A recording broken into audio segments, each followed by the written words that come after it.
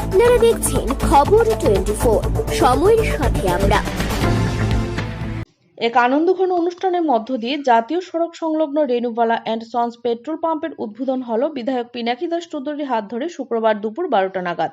এদিন ফিতা কেটে এই পেট্রোল পাম্পের উদ্বোধনী অনুষ্ঠানে এছাড়া উপস্থিত ছিলেন খোয়াই জেলা পরিষদের সদস্য সুব্রত মজুমদার, খোয়াই পঞ্চায়েত সমিতির ভাইস চেয়ারপারসন তাপস কান্তি দাস, বিশিষ্ট সমাজসেবী সমীর কুমার দাস, খোয়াই জেলা পরিষদের সদস্য উত্তম অধিকারী থেকে শুরু করে অন্যান্যরা। পেট্রোল পাম্পটি উদ্বোধন হওয়ার খুশি এলাকার জনগণ।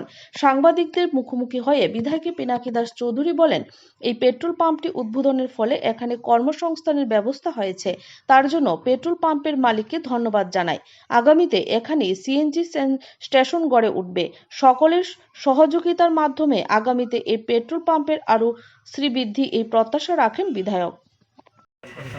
আজকে আমরা বিশেষভাবে আনন্দিত, কারণ আমাদের যে নতুন হাইওয়ে কমলপুর থেকে আগরতলা খোয়াই ভাইয়া, তার সংলগ্নই রেনুবালা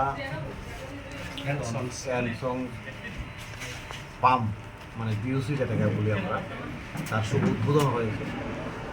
এই উদ্বোধন অনুষ্ঠানে উপস্থিত আছেন জেলা পরিষদের সদস্য বিশিষ্ট সমাজসেবী সুব্রত মজুমদার, এখানে সমীর দাস বিশিষ্ট ব্যক্তি, ভাইস চেয়ারম্যান তাপস দাস, উত্তম অধিকারী এবং অন্যান্য অনেকে উপস্থিত আছেন। আমরা অত্যন্ত খুশি যে এই যে কর্মসংস্থানের ব্যবস্থা, আজকে একটা পেট্রোল পাম্প এখানে হয়েছে, প্রায় 7-8 জনের অলরেডি কর্মসংস্থান হয়েছে এবং মালিককেও আমরা ধন্যবাদ জানাই এই ধরনের একটা ভালো উদ্যোগ নেওয়ার জন্য। এবং আগামী দিন এটার মধ্যে সিএনজিও অলরেডি পারমিশন রয়েছে, কিন্তু যেমন সময় লাগবে সেটাও কমপ্লিট হয়ে যাবে। এতে করে আমাদের খোয়াইতে বিশেষ করে একটা সিএনজি সমস্যা হয়, আগামী দিন এই সমস্যাটাও নিরসন হবে। তাই সার্বিকভাবে আমরা সবাই অত্যন্ত খুশি এবং সকলের সহযোগিতার মাধ্যমে সেটা আগামী দিন আরও বৃদ্ধি ঘটুক, এই আমরা কামনা রাখছি।